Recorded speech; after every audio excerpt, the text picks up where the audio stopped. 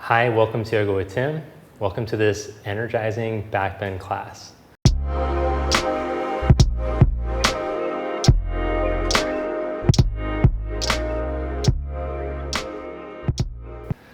We're going to be doing some energizing backbends and Ollie will be chilling. So let's begin with this idea of a balance of applying effort and chilling. He's really a good example of how to bring some chill into your body. And we're going to start with a little bit of breath practice, a little bit of Nadi Shodhana pranayama. So as I described in the first part of the pranayama section, the breathing meditation, just being able to relax and breathe is the first step. We want to keep the energy channels open while we're breathing. The next step is to start to add techniques. People usually reverse it and they just start to go for these wild techniques in pranayama, like Wim Hofs and Tumos, and they haven't properly prepared the energy channels in their body, and they haven't gotten used to starting to slow down the breath and stay calm. So that's just going to be the first part. So for the first 30 seconds, we're just going to start to slow down the breath to 6 counts and see if we can keep the nervous system calm. Starting with the exhalation, let all the wind out of your sails.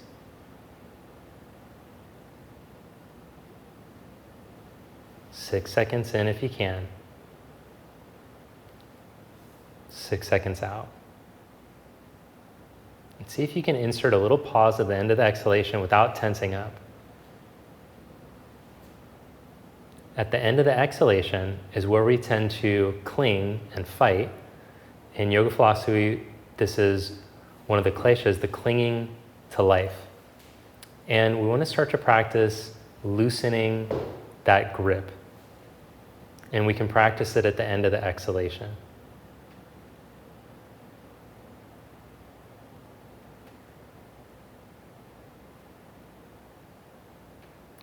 Now, bring your right hand to your nose. Gently plug your left nostril. Breathe out through the right. Breathe in through the right. Plug the right and breathe out through the left. In through the left.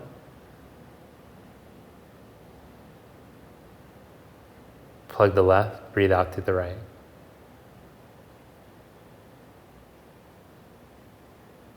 In through the right.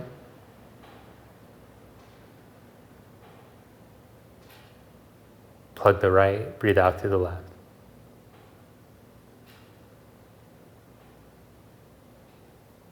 In through the left.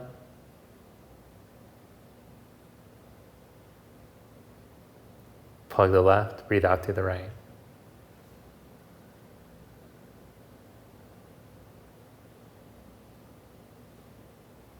Lower your hand down, noticing the balancing effects of the Nadi Shodhana pranayama. Nadi Shodhana means nerve cleansing, so it helps to cleanse the energy channels, open up the nadis, which nadis aren't actually nerves, but we consider it the nervous system and the nadis a similar thing. All right, then open up your eyes and come onto your hands and your knees. And we're going to go for puppy dog pose. So keeping the hips stacked, start to walk the hands forward and let your chest melt to the ground.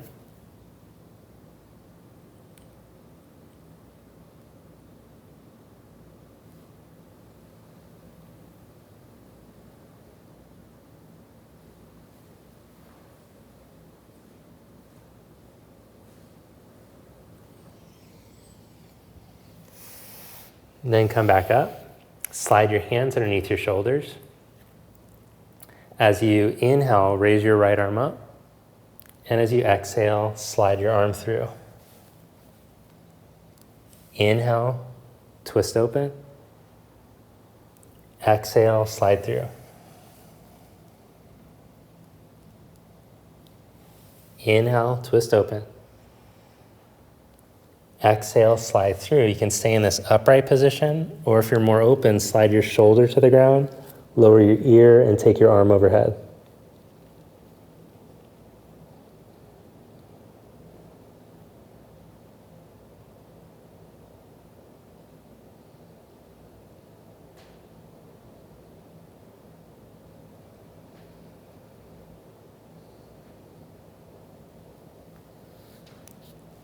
Come back up.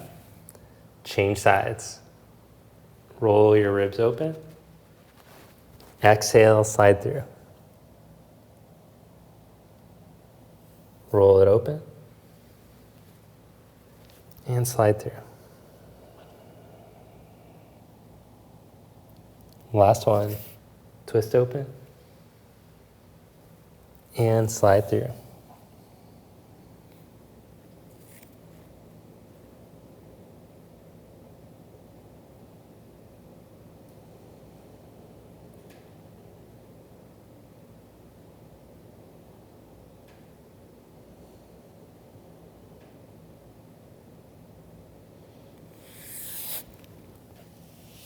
Come back up and stretch back into downward dog.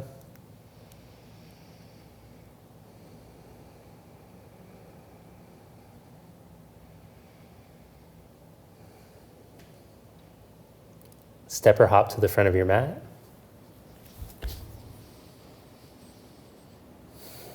Fold deeply.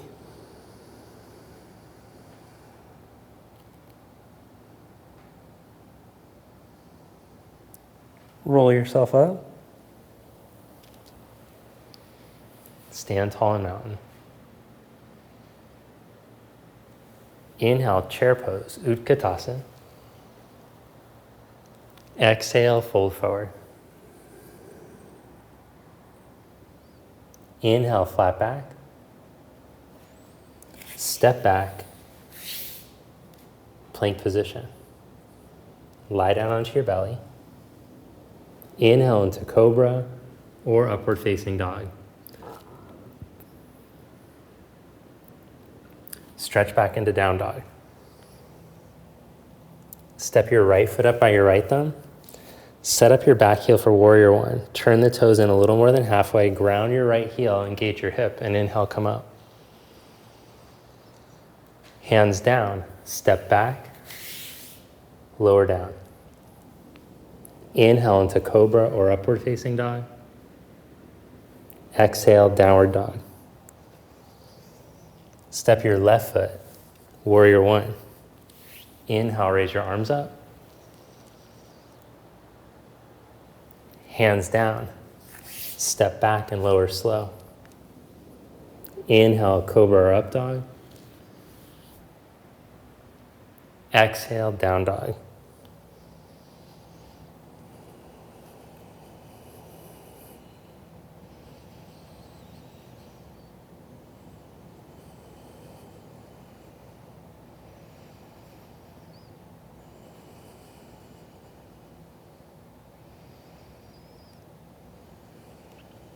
Then step your right foot up by your right thumb.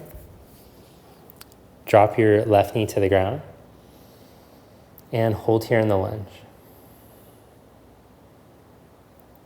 Hold here, or you can play with reaching back with your backhand for your foot. You can go from the upright variation to catch the foot, or the hand down.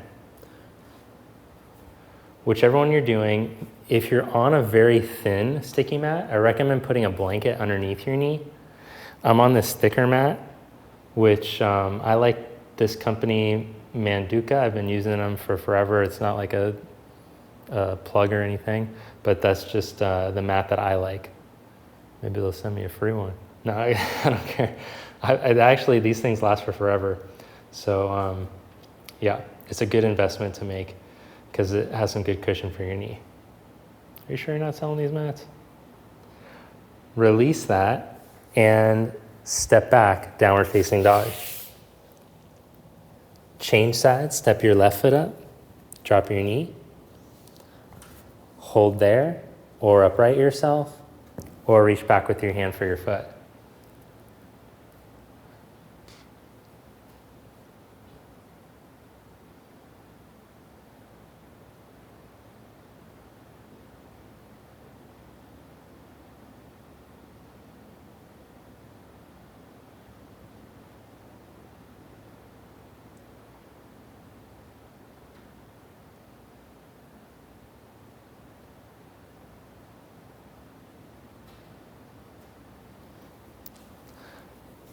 Release that and step back into down dog. Shift into plank again. Now set your left knee down, left hand underneath your shoulder. Slide your left foot to the left some, like a kickstand, and then open up.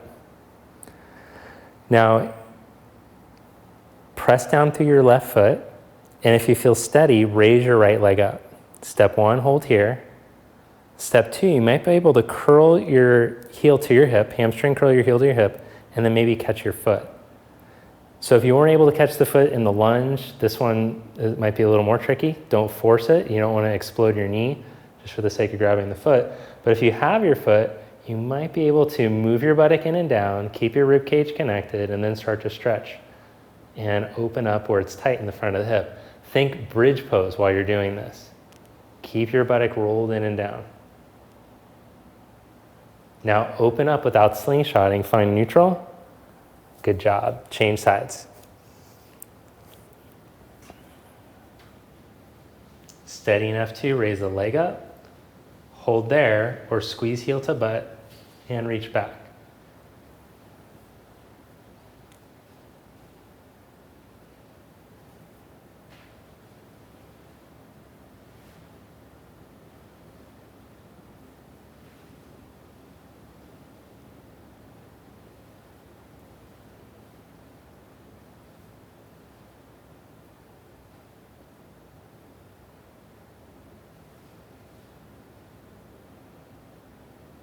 Then slowly open back up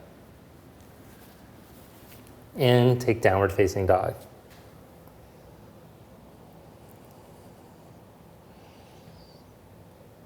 Then step your right foot to your thumb, come up into warrior 1, inhale. Open up to your side, warrior 2. Straighten your right leg and take triangle pose. Bend your knee and step up into half moon.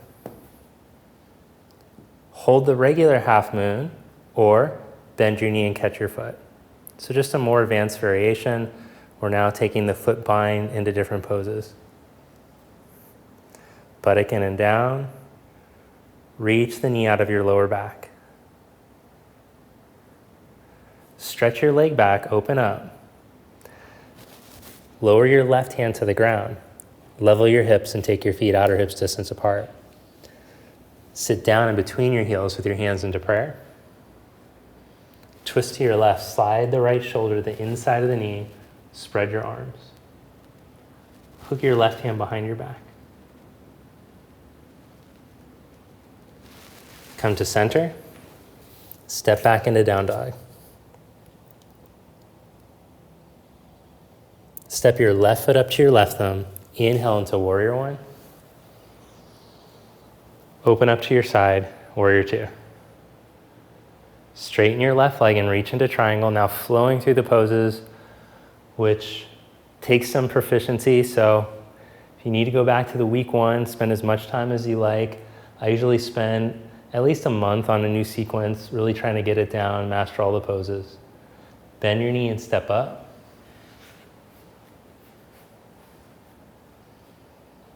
Hold there or reach back with your hand for your foot.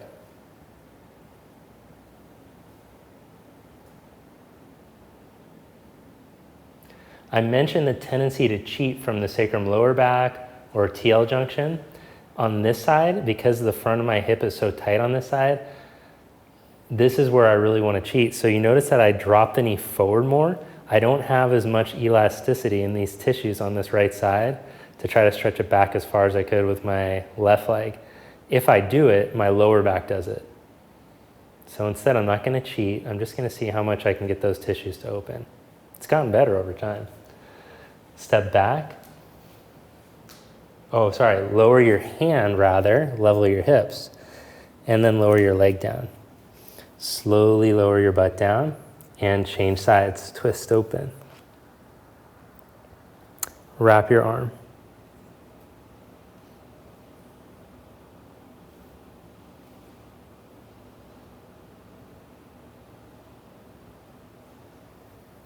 Come back to center, fold forward.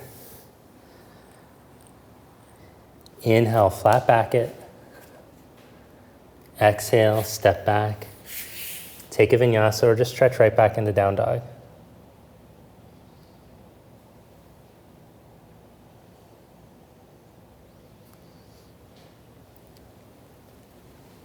Good. Now set your knees down onto the mat. Knees close together, feet wide enough for your buttocks to fit in between. And we're going to practice sitting back in between the heels. Depending on how healthy your knees are, you might need a couple of blocks, you might need a cushion. Take enough support to where you feel like you can sit comfortably. Then, phase one, you're going to place your hands on your feet, roll your shoulders open without kicking the ribs so much, and then lift from the navel to the heart to roll the heart open. Phase two, you'll sit lower and walk the hands back and then do the same thing. Tailbone in, ribs in, roll the shoulders heart open, and then lift from the pubic bone up to the heart. Phase three, you'll remove the support under your butt and drop your elbows to the ground. And phase four, you'll lie all the way down over a block in your upper back or all the way flat. If I do the block, I like to do the tall one like that. That feels nice for me, but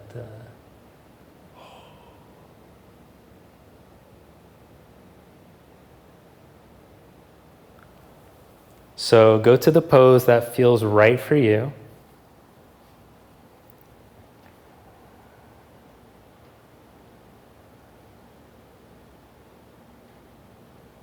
And then come back up. Now, if you're the type of person you're like, dude, that just cannot work on my knees, don't call me dude yet. We're not on that level of familiarity, okay? No, that's the guy you can call me dude. You could just sit with your legs crossed and then do this number. All right, bro? Okay, so whichever one, we're just working on the extension of the spine. But now I want you to lie down onto your belly. Clasp your hands behind your back. Now remember the Tight Shoulders Club? I'm a gold member status. In fact, I have, I get priority, upgrades to first class and whatnot. But I like to use the strap. So I'm going to grab my strappy. And I'll just show you the difference, because some of you guys might be like, I don't like to use, I don't need the props. First, don't have such an annoying voice, okay? Second, I'll show you what I do here. Okay, so see how much rotation I can get here? See how active the arm is? Versus when I clasp, see how my shoulder rolls in? And I don't really have the ability to get what I get with the strap. Oh, that. Look at that chest opening. So for wider shoulders, whatever situation you got going on, women with very broad shoulders, you might need a strap. Oh, can't say women anymore. People. And then lower yourself down, rest your cheek.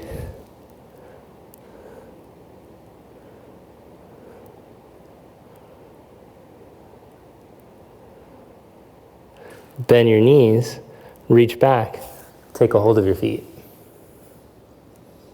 All right, so if you got the bad lower back situation, you're just gonna work on lengthening. Move your buttock down, move your ribs in, and pretend like I'm pulling you from your ear roll forward as you reach your hips back.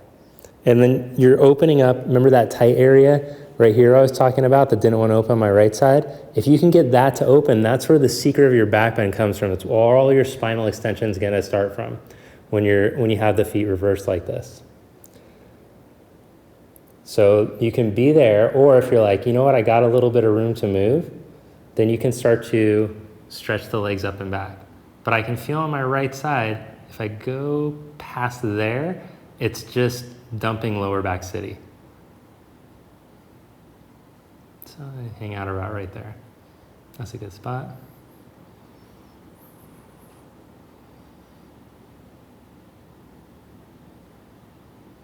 Lower yourself down, rest the other cheek. So you just have to pay attention to your body. You're training yourself to be conscious through the movements, which is why I named our community of people who've joined the program after the challenge, we're called the Conscious Movement Community. That's what we do, we move around consciously. It was a last minute decision, I couldn't think of anything else. Roll up into upward facing dog now. Now I haven't showed any up dogs yet, because this one is lower back crunch city if you don't have the opening where I'm talking about. So this is not a great pose for beginners or for people with tight hips, weak spines. This is really an advanced pose, but we show it all the time in beginner classes on YouTube. Shame upon us. So we're gonna see if we can roll the energy up into the T-spine, get out of the lower back. Should have enough opening by now, and then maybe you can lift the knees up off the ground. But if you feel like, ooh, I'm crunching the S out of my sacrum lower back, then you'll hang out and build the strength in cobra pose. This is the preliminary pose where you're working on reaching through the hips and moving it up into the upper back. And then you roll up from there. And then last part is to lift the knees up dog. Stretch it back. Child's pose. So unfortunately, I know a lot of teachers who practice with a lot of tapas, a lot of burning desire in their practice. And they practice with so much burning desire. They did these poses repetitively every day, moving towards their end ranges, and they ended up in pain because they were sinking into these joints and overdoing and burning them out. So I kind of sequence based on my knowledge of that, of a lot of friends, and then teaching for a long time, watching yoga students burn out joints. So I teach more for longevity. Sometimes people go like, oh, why don't you do this advanced crazy pose where you like jam yourself asana? And I'm like, well, there's just too much. The risk and reward is not in balance. So that's why I don't show too much the deep extreme stuff. I've seen it burn a lot of people.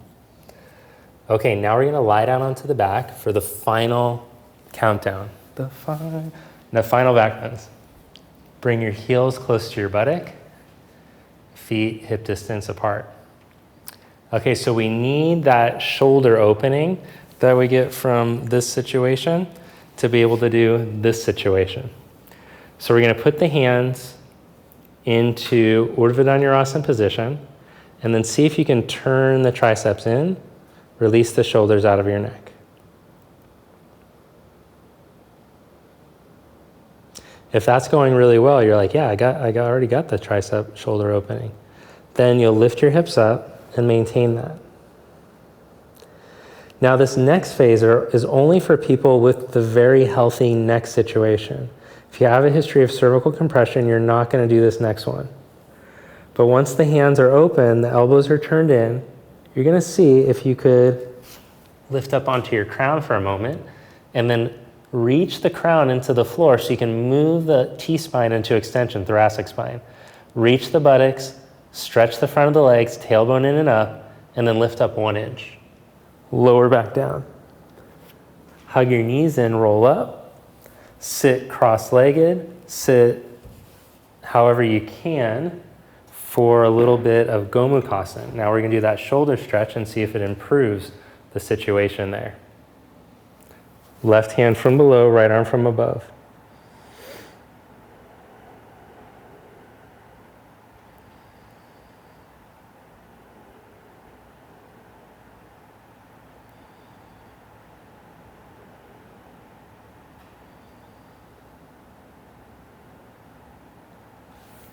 Release, change the cross of the legs and the cross of the arms.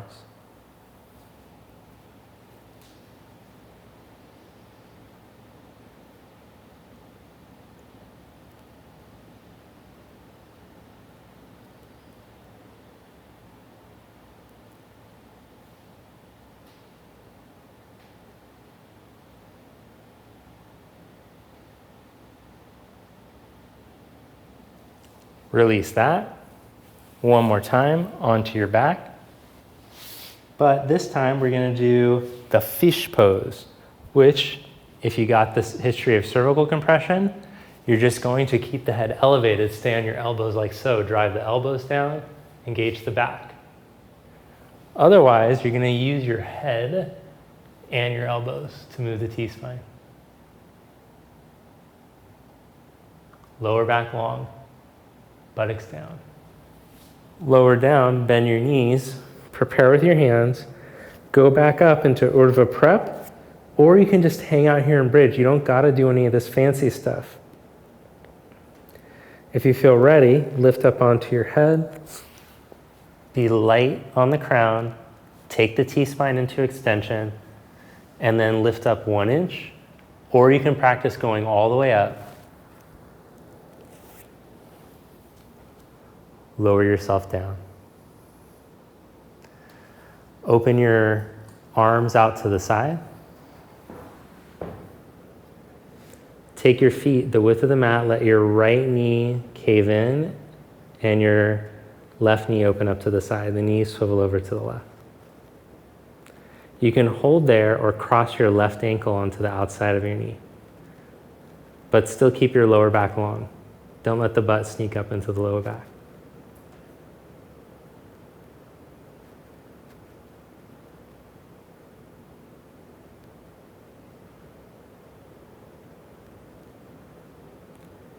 Change sides. Oh, a lot of stretch there. Oh man, some oil in there.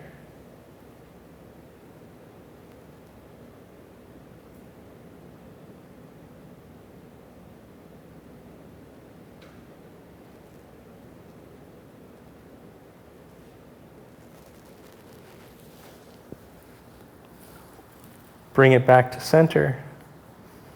Roll it up to seated. Sit with your legs stretched out in front of you. Hug your right knee into your chest and sit tall. If you're slouching in this position, slide a block underneath you, then twist to your right.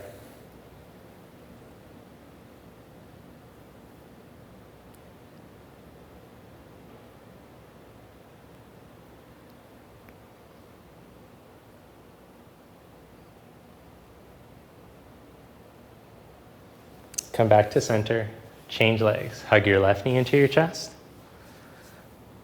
Sit up tall. See if you can just sit tall in this position. Extreme hip flexion here while breathing health into the spine. Wrap your arm around and twist.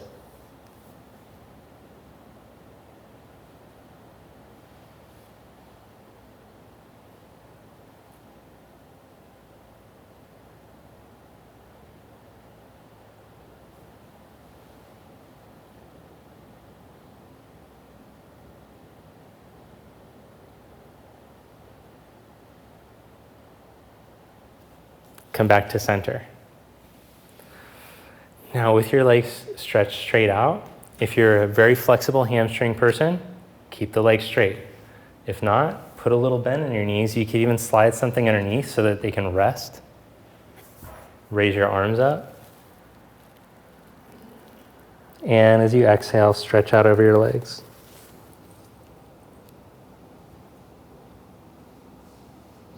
If this bothers your back at all, just work on the upright seat with your arms stretched up. That's just telling me that your spine doesn't have enough degrees of freedom and flexion to load. Because when you're folded over your legs out in front of you, the hamstrings are pulling on your spine, so it creates more load onto the discs. So it might just be that you need knees completely bent. Like you need to practice more cat-cow to be able to get this movement.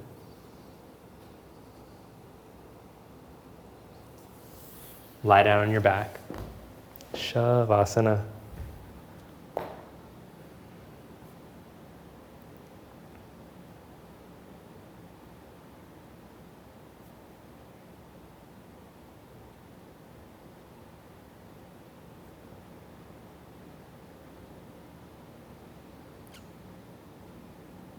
One of the most profound and significant mindfulness meditations is to practice meditation on death.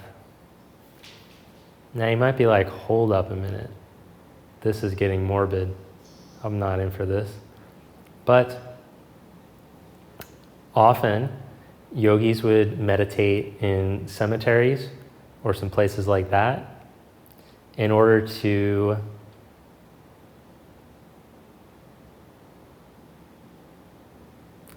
Focus on the impermanence of life. When you embrace death, it can change the way that you approach life, changes the meaning of your life, because we tend to be a death-denying culture. And the fear of death and denial of death cause us to behave in certain ways. I'm just speaking personally. So there's all types of practices to deny death and aging and try to escape death. But the yogis were the original counterculturalists. They were aware of this idea, this fear of death, denial of death. It's in all of us. And so they were trying to face their fears, face the tendency to deny. Whatever you have the tendency to do, you want to try to practice a bit of the opposite. Pratipaksha bhavanam. Cultivating a bit of the opposite of the tendency. So imagine for a moment that your body, you could physically leave the body and hover above it. And from that perspective, now you're just observing a body on the ground. That's, as you're watching it, you can tell it's having some experience of sensations and breath. But if that body that you're watching was to suddenly pass, you would still go on. You could feel that something deep inside of you would still go on. And as you are connected to that, there's a certain peace. St. Paul described it as the peace that passes all understanding.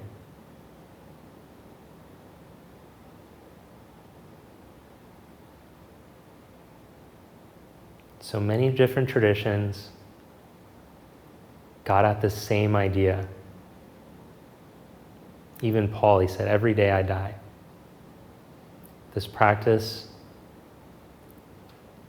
of facing what's to come and the peace that can come through that.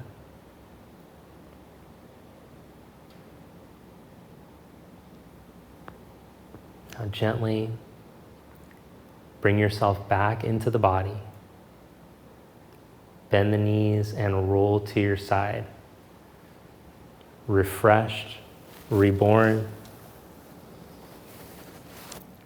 and press yourself up. Thanks for joining me for this invigorating backbend practice. I hope you feel good, especially after our meditation. Thank you. Namaste. If you enjoyed this video, let me know below what you liked about it. If you liked the backbends, if you liked tripping out with me in the meditation. And also, please take a moment to hit the like button. If you haven't subscribed yet, subscribe and turn on that notification bell. All right, I'll see you next time. Thanks so much. Have a great day.